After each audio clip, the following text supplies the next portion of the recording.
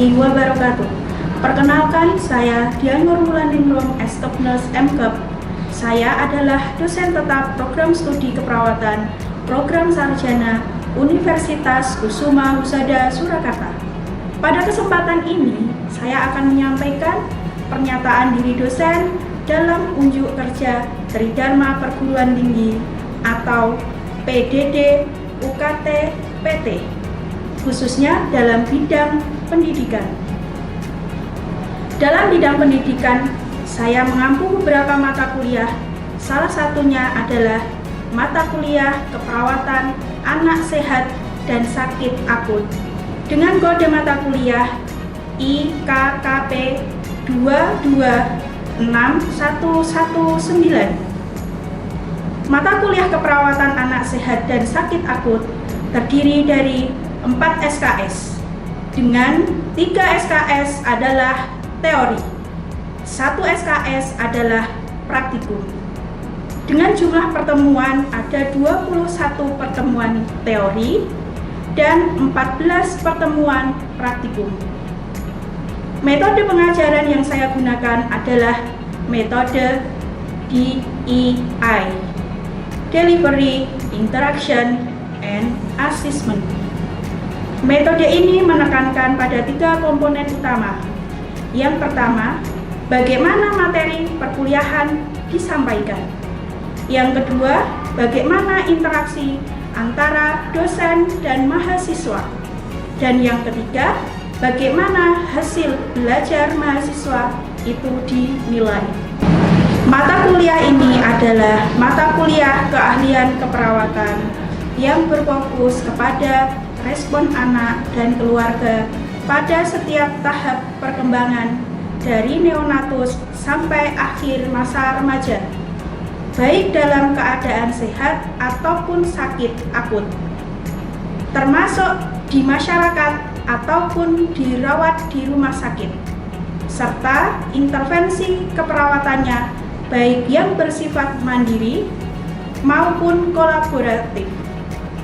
Mata kuliah ini juga merupakan integrasi dan penerapan ilmu keperawatan dasar dan ilmu dasar keperawatan yang mengantarkan mahasiswa untuk mendalami tentang bagaimana melakukan asuhan keperawatan yang profesional, memberikan pendidikan kesehatan, menjalankan fungsi advokasi bagi klien dan keluarganya dengan menerapkan komunikasi yang efektif, serta membuat keputusan dengan mempertimbangkan aspek legal dan aspek etik.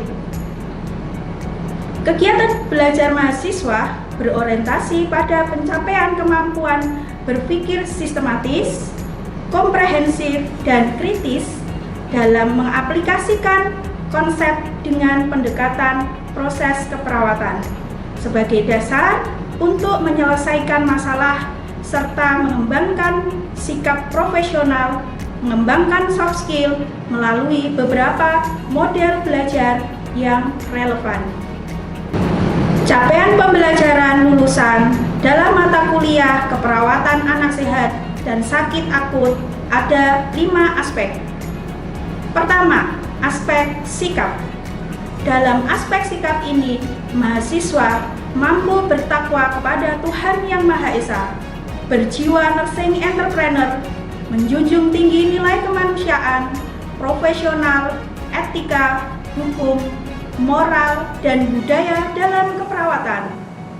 Aspek pengetahuan dan keterampilan umum, mahasiswa diharapkan mampu menjalankan pekerjaan profesinya berdasarkan pemikiran logis, kritis, sistematis, dan kreatif, inovatif, serta bekerja sama dan memiliki kepekaan sosial, serta bertanggung jawab secara ilmiah kepada masyarakat, profesi, dan klien. Capaian pembelajaran lulusan yang ketiga adalah aspek sikap, pengetahuan, keterampilan khusus. Mahasiswa diharapkan mampu mengaplikasikan ilmu pengetahuan dan teknologi keperawatan dengan memperhatikan nilai humaniora berdasarkan kaidah, tata cara, dan etika ilmiah dalam pemberian asuhan keperawatan di semua area, khususnya di bidang kegawat daruratan. Aspek yang keempat adalah aspek pengetahuan dan keterampilan khusus. Mahasiswa diharapkan mampu melakukan evaluasi asuhan keperawatan di semua area keperawatan, khususnya di bidang kegawat daruratan, sebagai upaya peningkatan kualitas asuhan keperawatan dalam tatanan klinik, keluarga, maupun komunitas. Yang kelima, aspek sikap, pengetahuan, keterampilan umum, keterampilan khusus diharapkan mahasiswa mampu mengembangkan keahlian profesional, terutama di bidang kegawat daruratan melalui pembelajaran sepanjang hayat. Capaian pembelajaran mata kuliah keperawatan anak sehat dan sakit akut, mahasiswa diharapkan 1. Memahami konsep keperawatan anak dalam konteks keluarga. 2. Melakukan simulasi asuhan keperawatan kepada anak sakit akut dan keluarganya dengan mengembangkan pola pikir kritis, logis, dan etis, menggunakan komunikasi terapeutik dan memperhatikan aspek budaya dan menghargai sumber-sumber etnik, agama, atau faktor lain dari setiap pasien yang unik. Yang ketiga, mahasiswa diharapkan mampu mendemonstrasikan intervensi keperawatan baik mandiri maupun kolaborasi pada kondisi sehat maupun sakit akut dengan menerapkan konsep ilmu dasar keperawatan dan ilmu keperawatan dasar sesuai SOP serta menerapkan prinsip keperawatan anak, family center care, dan atraumatic care, legal dan etis. Capaian pembelajaran mata kuliah yang keempat, mahasiswa diharapkan mampu memberikan simulasi pendidikan kesehatan kepada anak dan keluarga sebagai upaya pencegahan primer, sekunder, dan tersier. Yang kelima, mahasiswa diharapkan mampu menjalankan fungsi advokasi bagi anak dan keluarga berbagai yang mengalami gangguan untuk mempertahankan hak klien agar dapat mengambil keputusan untuk dirinya. Yang keenam, mahasiswa diharapkan mampu melakukan kerjasama dengan sumber kesehatan yang ada di masyarakat, melakukan rujukan pasien, mendokumentasikan pengkajian MTBS dengan benar, mendemonstrasikan pengobatan MTBS, mendemonstrasikan pendidikan kesehatan pada anak dan keluarga. Dalam mata kuliah keperawatan anak sehat dan sakit akut, adapun penilaian dalam proses pembelajaran terdiri dari dua aspek penilaian. 75% diambil dari aspek penilaian teori, 25% diambil dari aspek penilaian praktikum. Dengan masing-masing 75% di aspek teori, ada 25% pengambilan nilai dari soft skill mahasiswa, 50% dari ujian blok, dan 25% dari penugasan berupa kuis dan resum. 25% aspek penilaian praktikum terdiri dari 50% berupa penugasan praktikum, 25% berupa soft skill mahasiswa, dan 25% berupa evaluasi yang diwujudkan dalam kegiatan OSCE. Bahan kajian yang saya ampu dalam mata kuliah keperawatan anak sehat dan sakit akut terdiri dari 7 bahan kajian. Pada pembelajaran kali ini, saya akan menyampaikan bahan kajian pertemuan kelima, yaitu masalah perkembangan pada anak setiap tingkat usia. Dalam bahan kajian ini, mahasiswa mampu memahami konsep keperawatan anak dalam konteks keluarga dengan masalah perkembangan pada anak setiap tingkat usia, mulai dari anticipatory guidance, health promotion, sex education, dan gangguan kecemasan anak dan orang tua dengan sakit akut. Pada pertemuan ini, saya akan menyampaikan bahan kajian nomor 4, yaitu masalah gangguan kecemasan anak dan orang tua dengan sakit akut. Selamat menyaksikan video saya.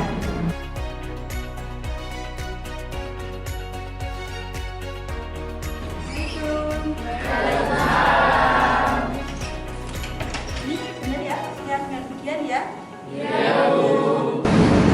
Baik, teman-teman semua, perkuliahan pada siang hari ini kita mulai ya. Bismillahirrahmanirrahim. Assalamualaikum warahmatullahi wabarakatuh. Waalaikumsalam warahmatullahi wabarakatuh. Alhamdulillahirabbil alamin. Puji syukur kita panjatkan kehadirat Allah Subhanahu wa taala yang sudah memberikan kita kenikmatan, kesehatan serta kesempatan sehingga pada siang hari ini kita bisa melanjutkan perkuliahan di mata kuliah keperawatan anak sehat dan sakit akut. Baik, sesuai dengan RPS ya, pada hari ini nanti saya akan menyampaikan materi kaitannya dengan masalah perkembangan di tingkat usia anak ya. Nanti ada beberapa materi yang akan saya sampaikan dari slide yang akan saya tampilkan begitu ya. Untuk hari ini nanti kita akan pembelajaran, kemudian nanti kita akan ada diskusi dan akan ada evaluasi di akhir ya. Sebelum saya memasuki materi yang pertama, saya izin mengevaluasi itu. Kemarin di pertemuan sebelumnya saya sudah menyampaikan kaitannya dengan aspek penilaian dalam masalah perkembangan di tingkat usia. Sudah dibaca materi saya? Sudah ya. Yes, kalau sudah mungkin saya akan bertanya dari teman-teman semua begitu ya. Kemarin itu ada aspek yang akan dinilai ketika kita mau mengidentifikasi masalah perkembangan sesuai tingkat usianya.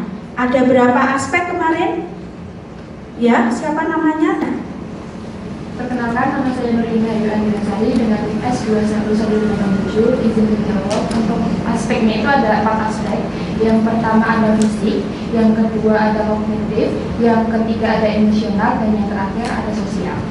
Baik, benar deh, sudah sesuai dengan materi saya ya. Jadi ada 4 aspek yang nanti akan kita lihat ketika kita mau melakukan pengajian kaitannya dengan masalah perkembangan di tingkat usia ya. Kemudian kemarin ada materi aspek pengertian dari aspek emosional. Itu ada yang bisa menjawab?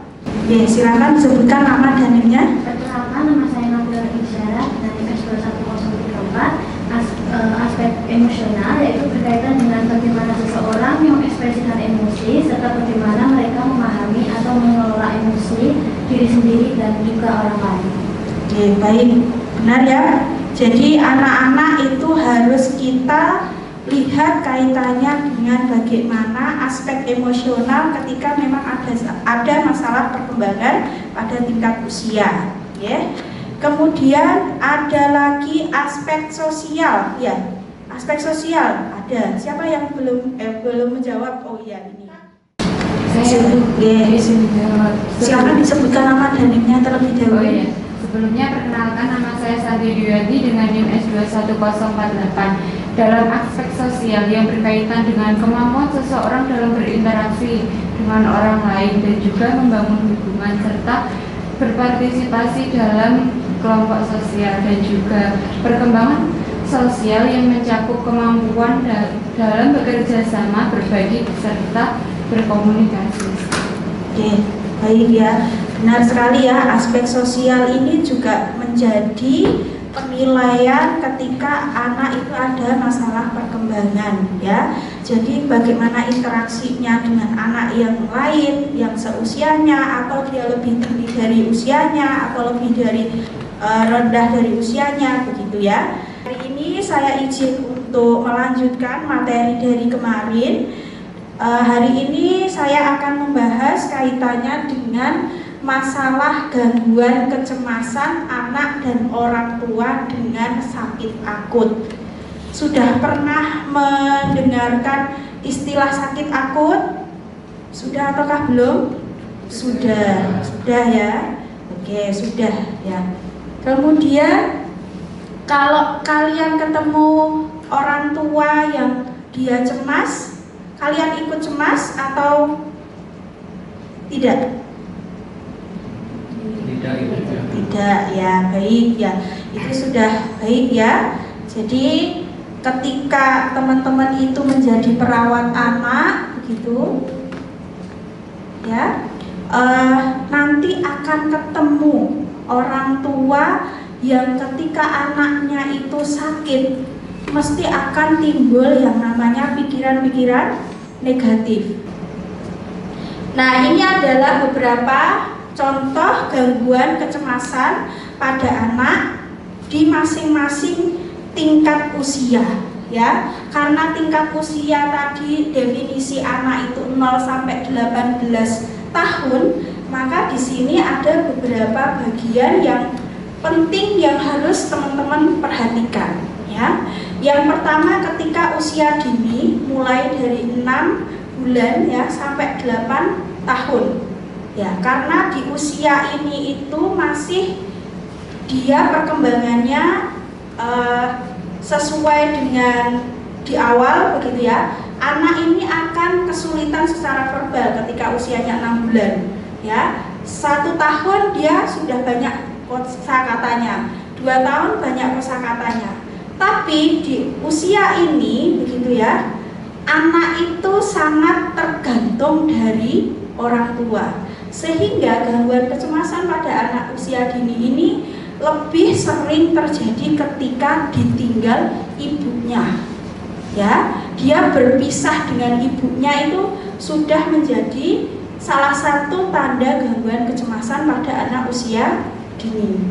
Pada anak usia sekolah, karena dia sudah mengenal lingkungan, dia sudah berinteraksi dengan teman-temannya begitu ya, sehingga dia punya lingkungan yang baru ya.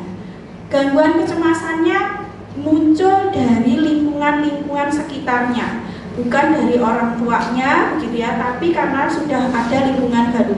Bisa karena teman sekolahnya begitu ya, bisa karena dia ketika di rumah sakit, lingkungan baru di rumah sakit itu juga akan bisa mempengaruhi gangguan kecemasan ya.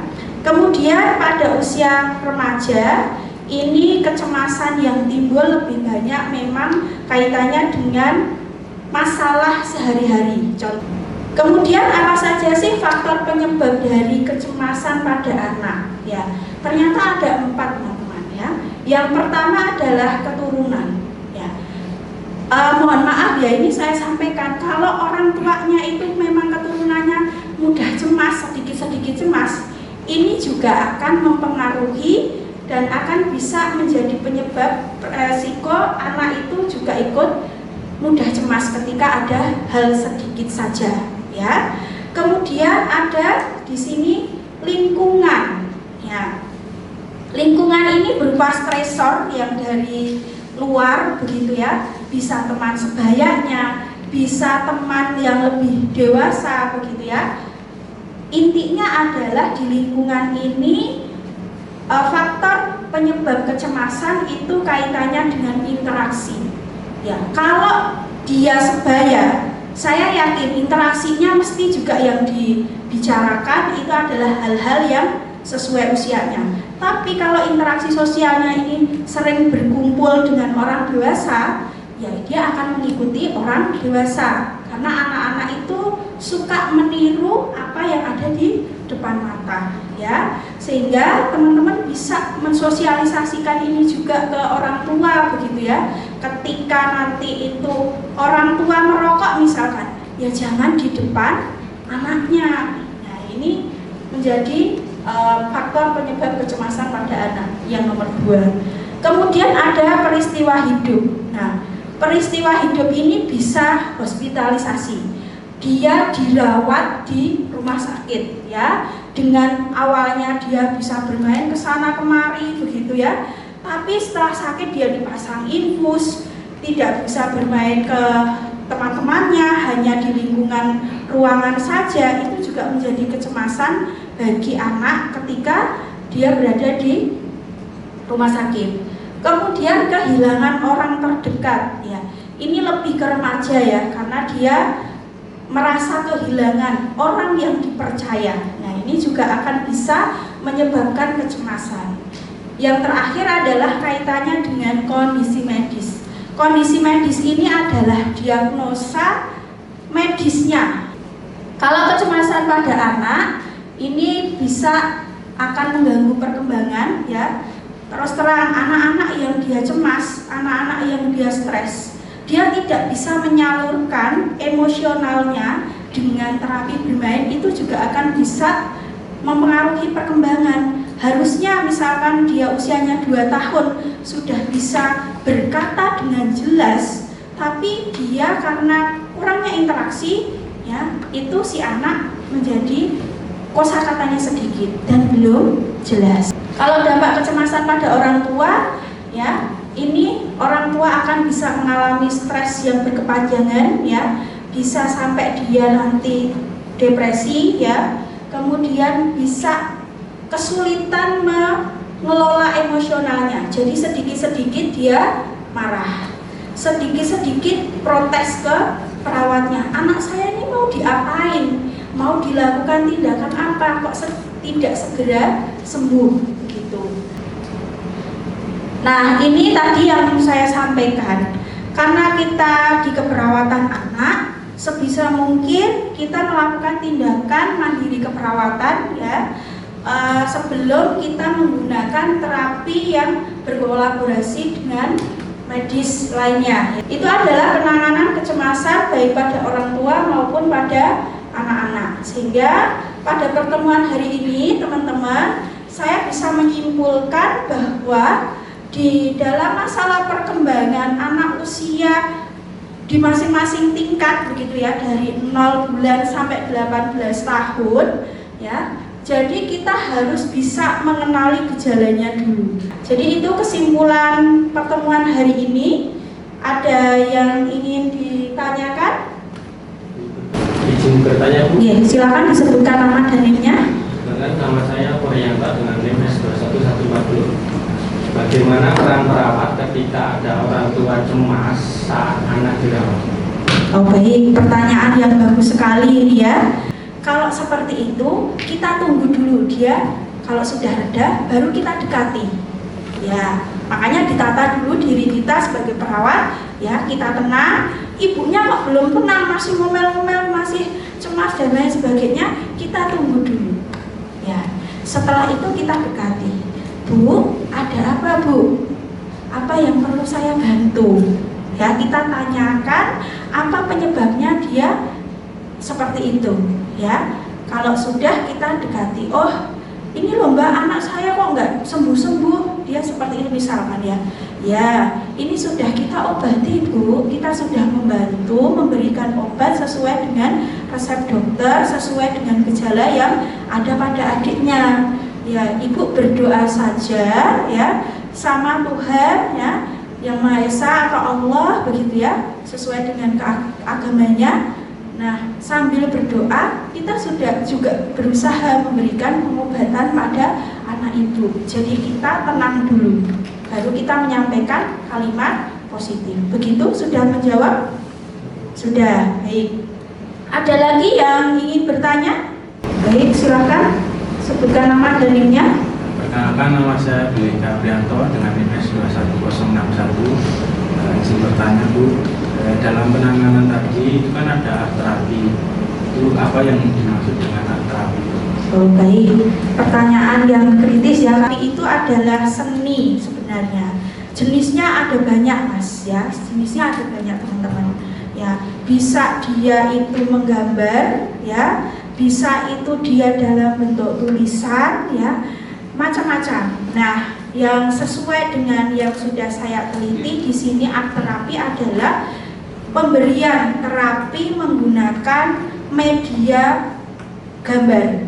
Jadi nanti respondennya, orang tuanya ini yang mengalami kecemasan, itu dia diberi kertas ya, kemudian diberi pensil warna, diminta untuk menggambar sesuai dengan kondisi hatinya mereka masing-masing.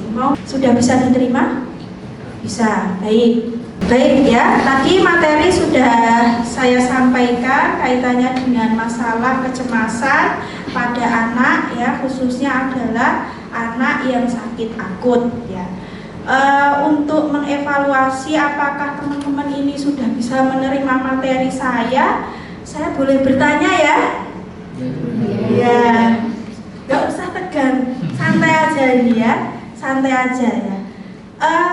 Apa ya pertanyaannya ya?